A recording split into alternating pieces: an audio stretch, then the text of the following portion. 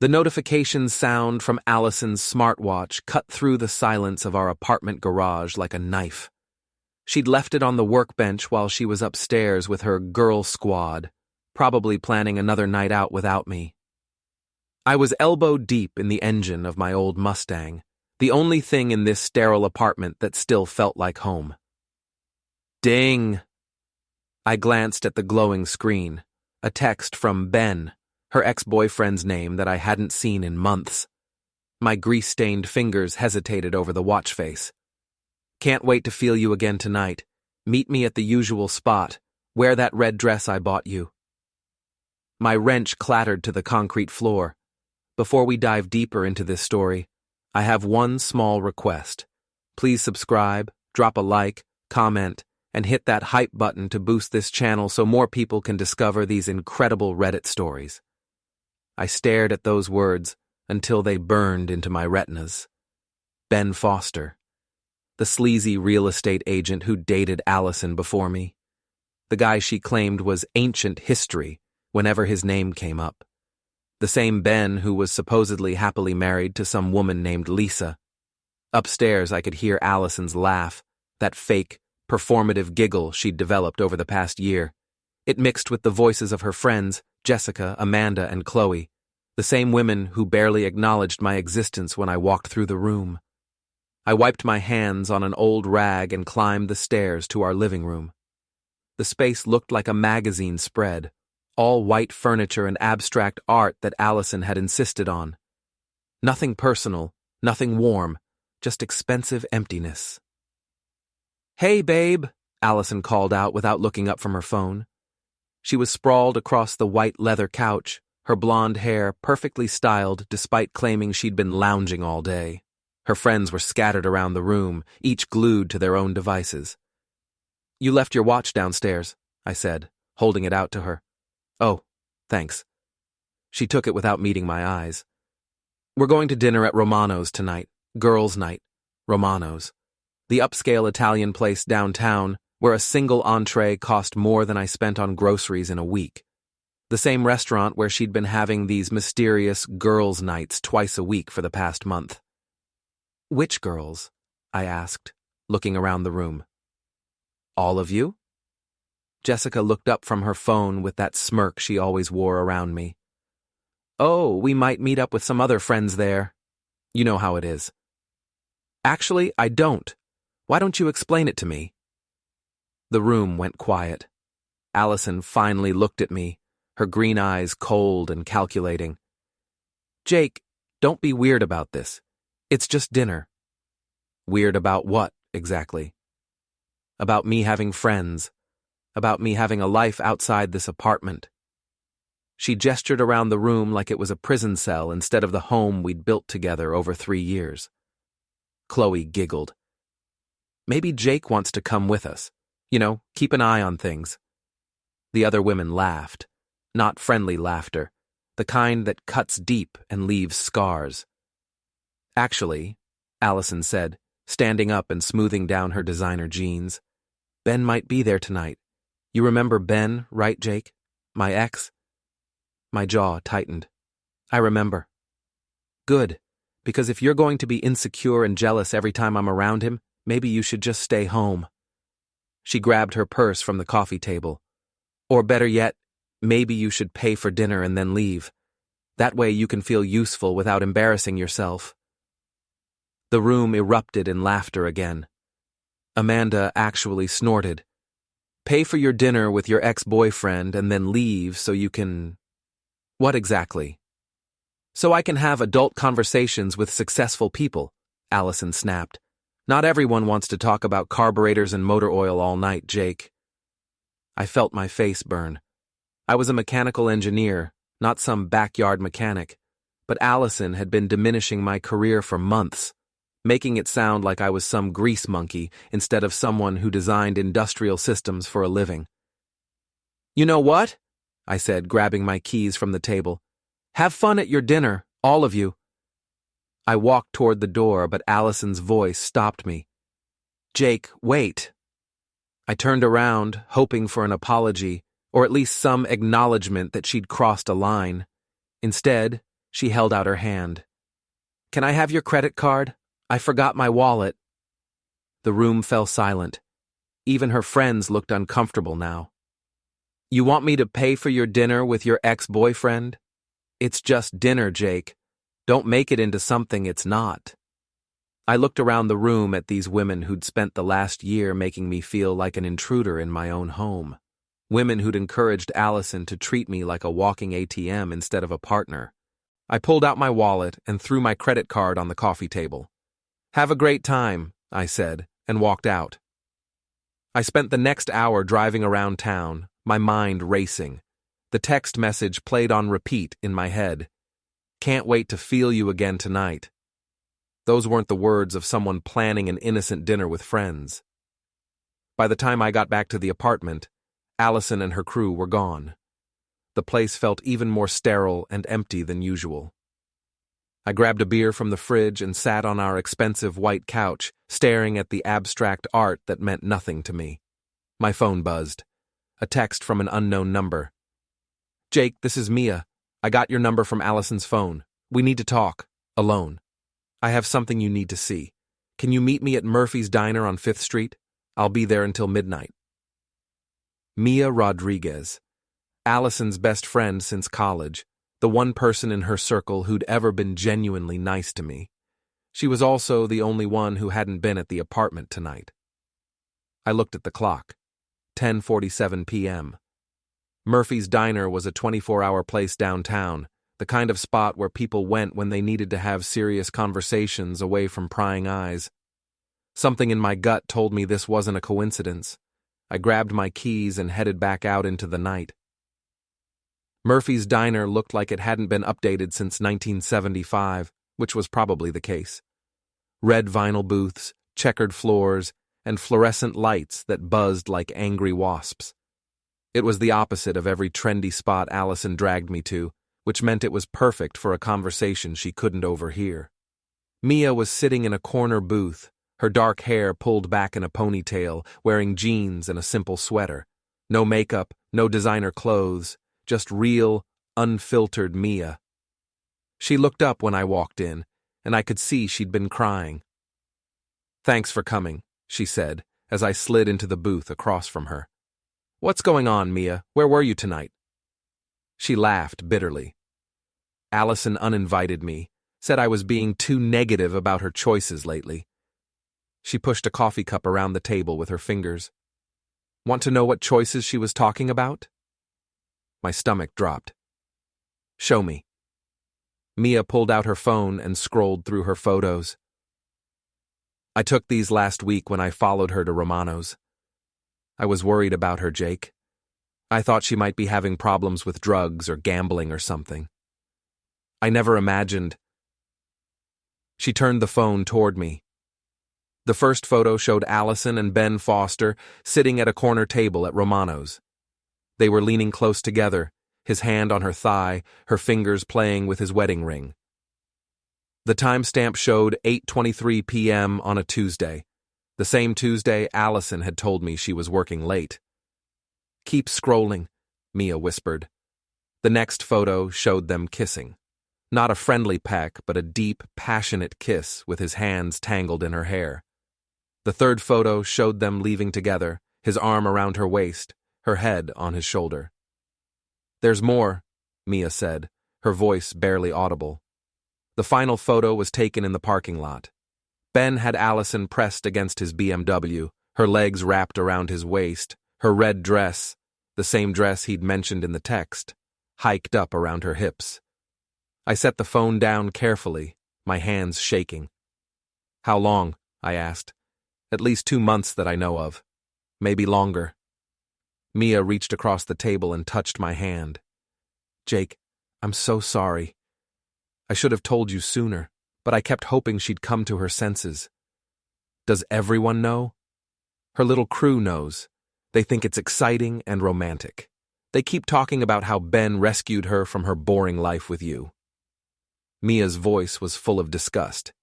"They have no idea he's married." "He's married?" 3 years. His wife's name is Lisa. She's a nurse at General Hospital. Sweet woman, completely clueless about what her husband's been up to. I felt like I was drowning. 3 years with Allison, and this was how it ended? With her screwing around with her ex while her friends cheered her on and I paid for the privilege? "Why are you telling me this?" I asked. Mia was quiet for a long moment. "Because you deserve better than this, and because—" She hesitated. "Because Allison's been saying things about you. Awful things. She's been telling people that you're controlling and jealous, that you don't support her dreams. She's setting up a narrative where you're the bad guy, and she's the victim who had to find love elsewhere." "What kind of things?" "She told Jessica that you monitor her phone and won't let her go out with friends. She told Amanda that you're financially abusive and make her ask permission to spend money. She's been building a case against you, Jake. I think she's planning to leave you and make it look like your fault." The diner suddenly felt too small, too hot. I needed air. "I have to go," I said, starting to stand up. "Wait." Mia grabbed my arm. "There's something else. I made copies of everything. Photos, screenshots of her texts with Ben, even some voice messages she left him. I know it was wrong to go through her phone, but I couldn't stand watching her destroy your life with lies." She handed me a flash drive. "It's all on there. Everything you need to know the truth." I pocketed the drive and threw a $10 bill on the table. "Thanks, Mia, I mean it." "Jake?" she called as I reached the door. "Whatever you're thinking of doing, be careful. Allison's not the person you fell in love with anymore. She's become someone else entirely." I drove home in a daze, Mia's words echoing in my head. Back at the apartment, I plugged the flash drive into my laptop and spent the next 2 hours going through every file. Text messages between Allison and Ben going back 3 months, photos of them together at restaurants, hotels, even in our apartment when I was at work. Voice messages where she called me pathetic and boring and talked about how Ben made her feel alive again. The worst part wasn't the betrayal. It was how calculated it all was. She'd been planning this for months, building her exit strategy while letting me pay for everything and treating me like garbage in front of her friends. By 3 a.m., I had a plan. But first, I needed to make a phone call. I found Lisa Foster's number in the hospital directory and sent her a text. "This is Jake Turner. I'm married to Allison Green. We need to talk about your husband. Can you meet me tomorrow?" The response came back within minutes. "I'll be at Starbucks on Main Street at 7 a.m. Come alone." I smiled for the first time in months. Allison wanted to play games? Fine. But she was about to learn that engineers don't just build things. We also know how to tear them down. Lisa Foster looked exactly like what you'd expect from a hospital nurse. Practical clothes, no-nonsense haircut, and eyes that had seen too much to be easily shocked. She was already sitting at a corner table when I walked into the Starbucks, nursing a large coffee and staring at her phone. "Lisa?" I asked, approaching her table. She looked up and studied my face for a moment. "You look like hell." "Thanks. That's exactly what every man wants to hear at 7 in the morning." She almost smiled. "Sit down. Show me what you've got." I pulled out my laptop and opened the folder Mia had given me. "Before I show you this, I need you to know that I'm not doing this to hurt you. I'm doing this because we both deserve to know the truth. Just show me." I turned the laptop toward her and watched her face as she scrolled through the photos. Her expression never changed, but I could see her jaw getting tighter with each image. "How long have you known?" she asked finally. "I found out last night. My wife's friend gave me this." "Your wife?" Lisa laughed bitterly. "Allison Green, the marketing consultant who's been calling my house looking for Ben. I thought she was a client." "She's been calling your house?" "Twice a week for the past month. Always when Ben's not home, always asking when he'll be back. I thought it was sweet that his clients cared so much about reaching him." She closed the laptop. "I'm an idiot." "No, you're not. You trusted your husband. That's what married people are supposed to do." Lisa studied my face again. "What do you want from me, Jake?" I want them both to face consequences for what they've done. Real consequences. Not just a messy divorce where they ride off into the sunset together while we pick up the pieces. What kind of consequences? I leaned forward and lowered my voice. The kind that hit them where they actually care. Their reputations, their careers, their social status. Everything they've built their identities on. I'm listening. For the next hour, I laid out my plan. It was comprehensive, methodical, and completely legal. Most importantly, it was designed to give both Ben and Allison exactly what they deserved. "You're an engineer," Lisa said when I finished. "This is how you think about everything, isn't it? Like a problem to be solved." "Pretty much. And this problem has a very elegant solution." Lisa was quiet for a long moment, staring into her coffee cup. "Ben's been different lately. Distant, secretive, always on his phone, always working late. I thought he was just stressed about work." She looked up at me. "How could I have been so blind?" "Because you're a good person who assumes other people are good too. That's not a character flaw, Lisa. That's what makes you better than them." "When do we start?" "Tonight. Allison thinks she's going to another girls' night at Romano's. But this time, we're going to be ready for her. What do you need me to do?" I pulled a small device from my pocket, a voice recorder I'd picked up from an electronics store that morning. "Ben's going to get a very interesting phone call tonight, and you're going to record every word." Lisa took the recorder and slipped it into her purse. "This feels like something out of a movie. The best revenge always does." That evening, I sat in my car across the street from Romano's, watching the entrance through binoculars. At 7:30, Allison's BMW pulled into the parking lot. She was wearing the red dress again, Ben's favorite, apparently. At 7:45, Ben's silver BMW arrived. I watched him check his reflection in the rearview mirror before getting out of the car. Even from a distance, I could see he was dressed to impress. I waited until they were both inside, then pulled out my phone and called Lisa. "It's time," I said when she answered. "I'm ready. Remember, you're a concerned wife who just found some suspicious charges on your credit card. You're not accusing him of anything yet. You just want to know where he is and what he's doing." "Got it." I hung up and called Ben's number. It went straight to voicemail, as expected. He always turned his phone off during his business dinners with Allison. 20 minutes later, my phone rang. "It's done," Lisa said. "He lied about everything. Told me he was at a client dinner across town. Said he'd be home by 10. I recorded all of it." "Perfect. Now comes the fun part." I started my car and drove to Ben's neighborhood, an upscale subdivision full of McMansions and perfectly manicured lawns. His house was a monument to suburban success. 2-story colonial, 3-car garage, and a lawn that looked like it belonged on a golf course. I parked 2 blocks away and walked back, carrying a small bag of supplies. The beauty of being an engineer is that you understand how things work, and more importantly, how to make them stop working. Ben's pride and joy was his Tesla Model S, parked in the driveway like a trophy. I'd done my research on the car's security system, and like most high-tech gadgets, it had some interesting vulnerabilities. Using a small electronic device I'd built that afternoon, I was able to access the car's computer system and make some creative modifications to its programming. Nothing dangerous or permanent, just embarrassing. Next, I moved to his landscaping. Ben was obsessed with his lawn, spending thousands of dollars on professional maintenance. It would be a shame if something happened to disrupt all that hard work. I pulled out a bag of salt and began spelling out a message across his front yard. Cheater. The salt would eliminate all the grass in those exact spots, creating a permanent reminder of his behavior that would be visible for months. Finally, I left a small gift on his doorstep, a manila envelope containing printouts of all the photos Mia had taken, along with a note, "Your wife deserves better.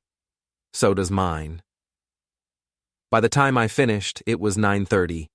Ben and Allison would be wrapping up their romantic dinner soon, completely unaware that their perfect little secret was about to become very public.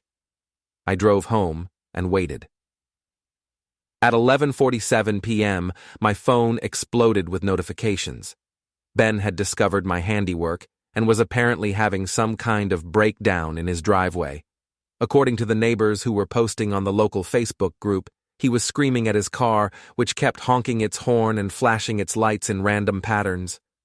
The salt message wouldn't be visible until morning, but the car situation was providing plenty of entertainment for the whole neighborhood. At 12:15 a.m., Allison came home. I was sitting on the couch, reading a book, and pretending to be relaxed. "How was girls' night?" I asked, without looking up. "Fine," she said, but her voice was tight. "Just dinner and drinks." "That's nice. Did you have fun with Ben?" She froze halfway to the bedroom. "What?" "Ben Foster, your ex-boyfriend, the one you've been screwing for the past 3 months while I paid for your dates." The color drained from her face. "Jake, I don't know what you think you know, but—" "I know everything, Allison. The question is, what are you going to do about it?" She stared at me for a long moment, and I could see her calculating her options. Finally, her expression hardened into something I'd never seen before. Cold, cruel, and completely without remorse. "Fine," she said. "You want to know the truth? Ben makes me feel alive. He makes me feel beautiful and desired and interesting. When I'm with him, I remember what it's like to be with a real man instead of some boring engineer who thinks changing oil is a personality trait." "Interesting. Is that what you're going to tell his wife?" "His wife? Lisa, sweet woman, works at the hospital. She knows everything now. In fact, I think she's having a very interesting conversation with Ben right about now." Allison's phone rang. She looked at the caller ID and her face went white. "That's probably him," I said. "You should answer it. I'm sure he has some very romantic things to say to you right now." She declined the call, but it immediately rang again. "Answer it, Allison. Let's see how much he loves you when his whole life is falling apart." This time she answered. "Ben? What's wrong?" Her voice was shaking. I couldn't hear his side of the conversation, but I could see Allison's face crumbling as he spoke. "What do you mean it's over?" she said. "Ben, calm down. We can figure this out." More talking from his end, getting louder and more agitated. "You can't just abandon me!" Allison screamed into the phone. "We're in love! You said you were going to leave her for me!" The line went silent. Ben had hung up on her. Allison stared at her phone for a moment, then turned to me with pure hatred in her eyes. "You destroyed everything," she said. "No," I replied, closing my book and standing up. "You destroyed everything.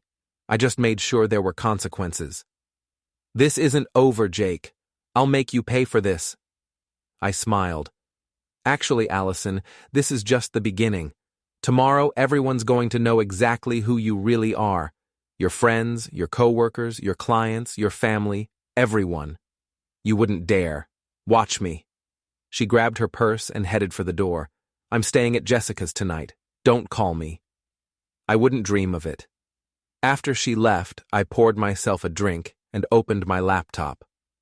Phase 1 was complete, but the real work was just beginning. By the time I was done, both Ben and Allison would understand that actions have consequences, and some consequences last forever.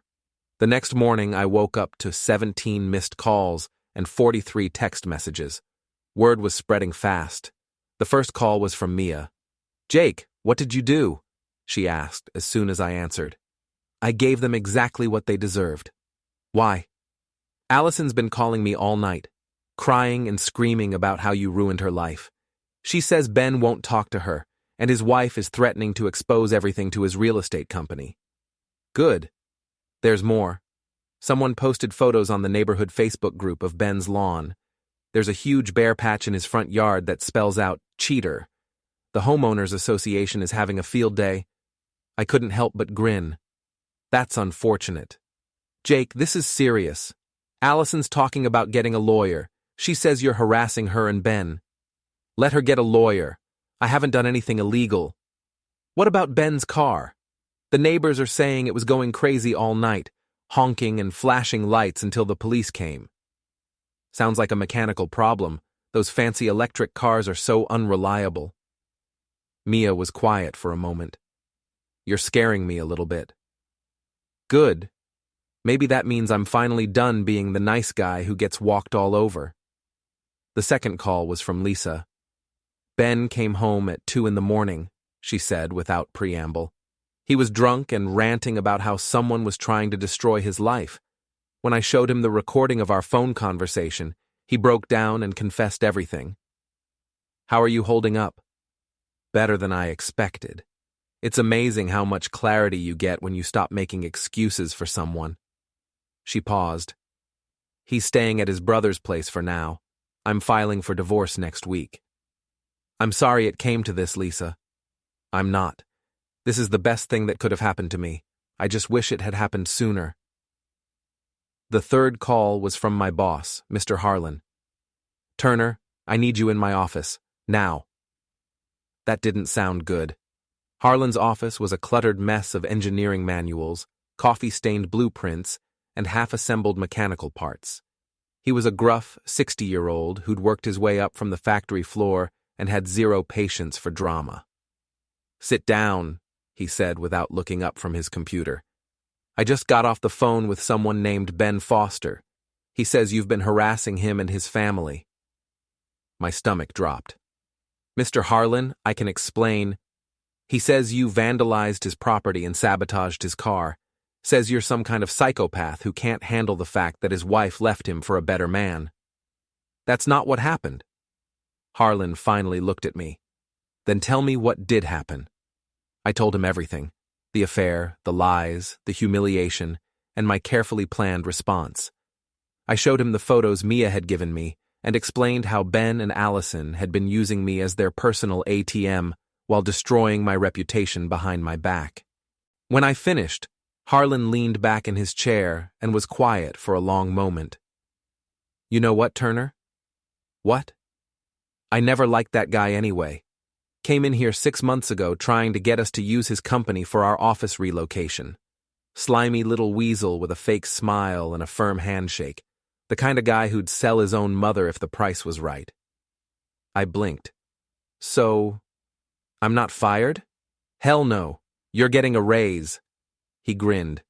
"Anyone smart enough to turn a Tesla into a disco ball deserves a promotion.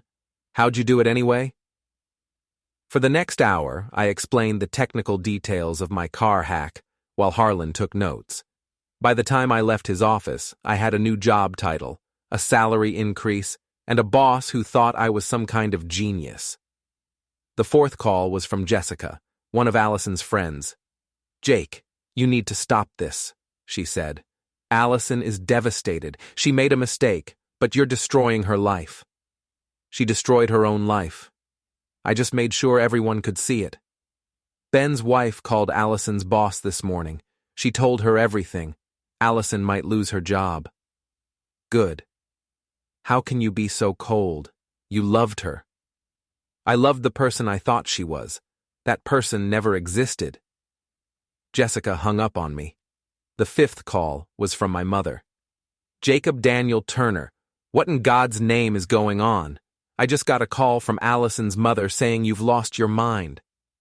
I spent 20 minutes explaining the situation to my mom, who listened without interrupting. When I finished, she was quiet for a long moment.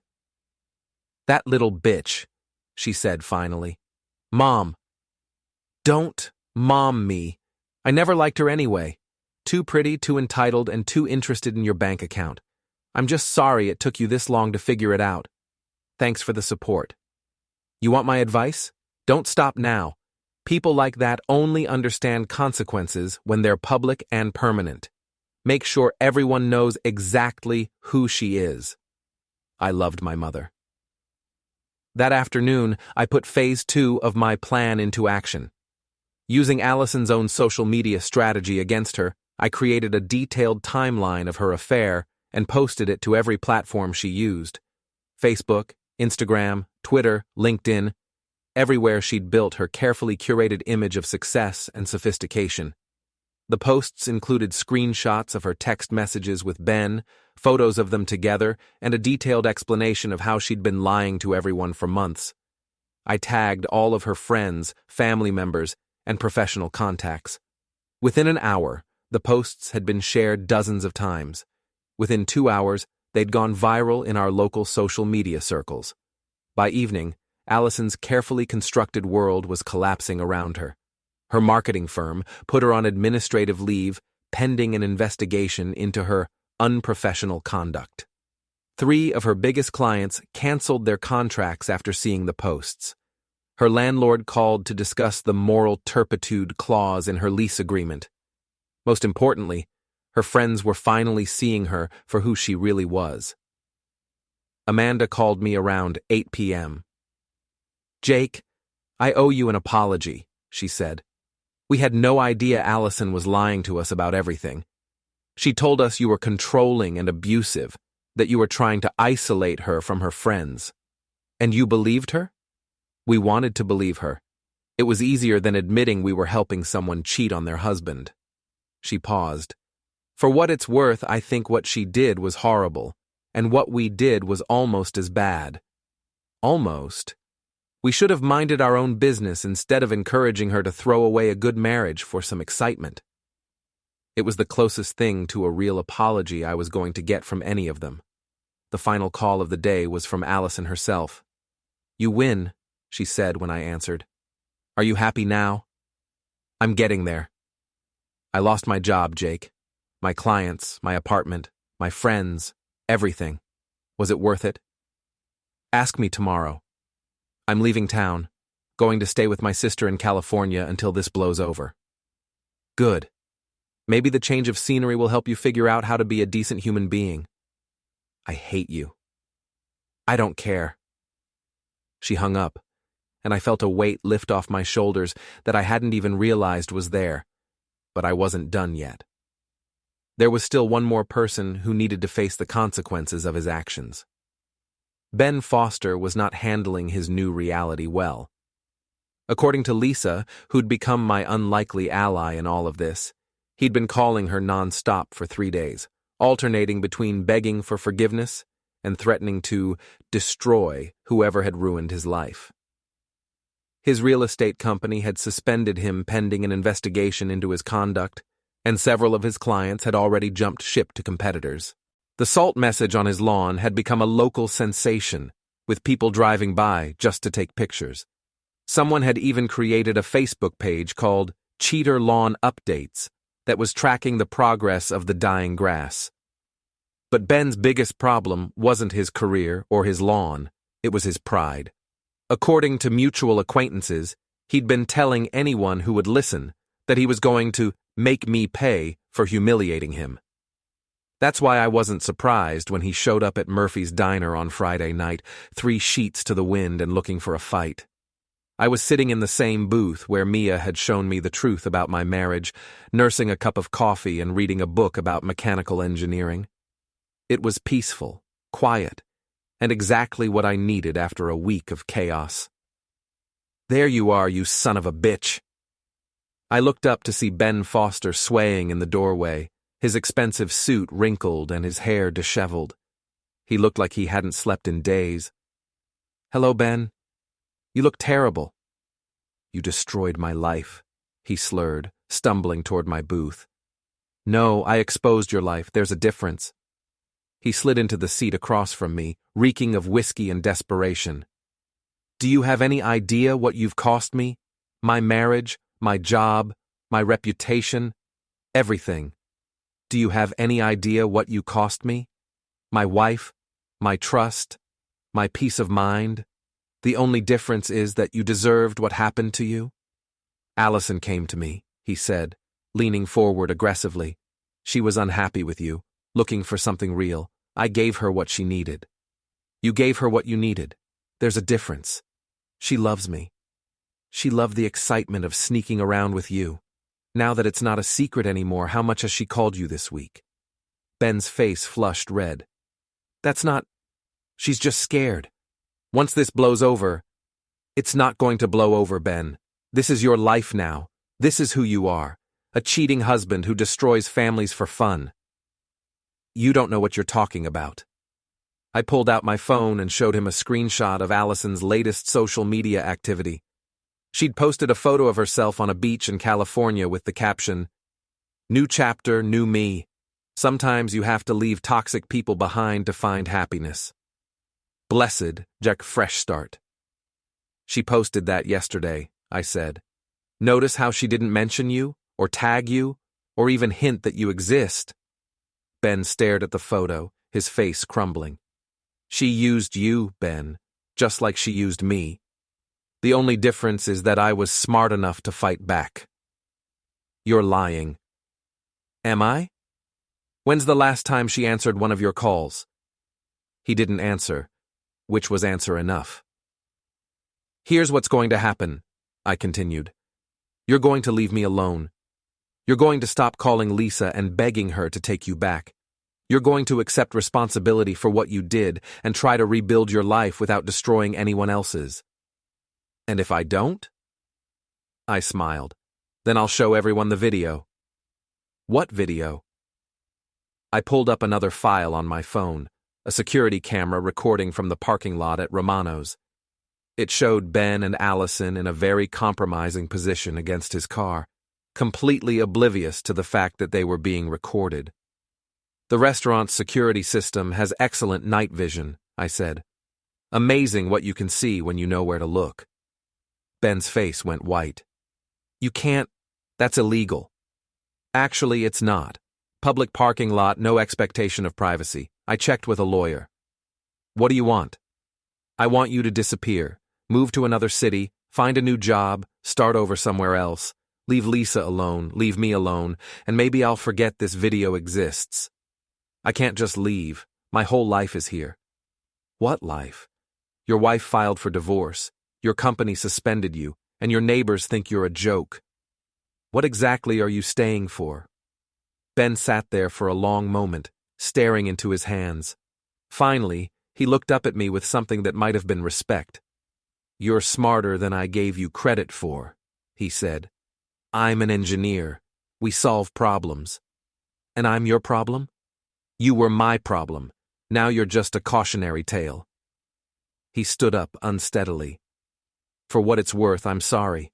About Allison, about everything. I never meant for it to go this far. Yes, you did. You just never meant to get caught. Ben nodded and walked toward the door. Halfway there, he turned back. She never loved either of us, you know, he said. Allison only loves herself. I know.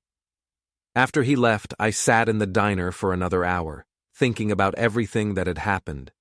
A week ago, I'd been a doormat husband whose wife was cheating on him with her ex-boyfriend, while her friends laughed at me behind my back. Now, I was a single man with a promotion, a raise, and the satisfaction of knowing that everyone who'd wronged me was facing real consequences for their actions.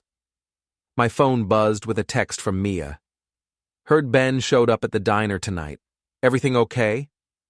I typed back, everything's perfect. Want to get dinner tomorrow? Somewhere nicer than Murphy's? Her response came back immediately. I'd love to. It's a date. I smiled and put my phone away.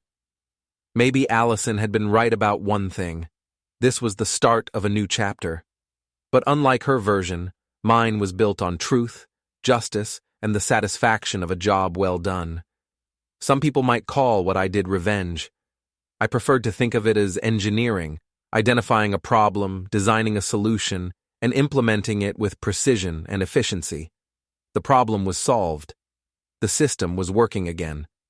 And for the first time in months, I was genuinely happy. 3 months later, I ran into Jessica at the grocery store. She looked uncomfortable when she saw me, but she didn't try to avoid the conversation. How are you doing, Jake? She asked. Great, actually. How's everyone else? Well, Amanda's engaged to that guy from her yoga class. Chloe moved to Portland for a new job. And I've been doing some thinking about friendship and loyalty and what it means to be a good person. That's nice. I owe you a real apology, she said. Not just for what happened with Allison, but for how we treated you. We were awful, and you didn't deserve any of it. Thank you. That means something. Have you heard from Allison? No, and I don't want to. That chapter of my life is closed. Jessica nodded. For what it's worth, I think she's miserable in California. Her sister says she can't find work and spends most of her time complaining about how everyone here betrayed her. That's unfortunate. Is it, though? I mean, she made her choices. Yes, she did. And now she gets to live with the consequences. We said our goodbyes, and I continued my shopping. As I was loading groceries into my car, my phone rang. It was Mia. Hey, are we still on for dinner tonight? She asked. Absolutely. How was your day? Good. I got that promotion I applied for, so we're celebrating. Congratulations. You deserve it. Thanks. I'll see you at 7. I hung up and drove home to the new apartment I'd rented after Allison moved out. It was smaller than our old place, but it was warm and comfortable and actually felt like home. As I put away my groceries, I thought about how much my life had changed in just a few months. I had a better job, better friends, and a relationship with someone who actually respected and cared about me. Most importantly, I'd learned that sometimes the best thing you can do for yourself is to stop being nice to people who don't deserve it. Allison and Ben had both gotten exactly what they deserved: public humiliation, professional consequences, and the knowledge that their actions had permanent repercussions. And I'd gotten something even better: my self-respect back.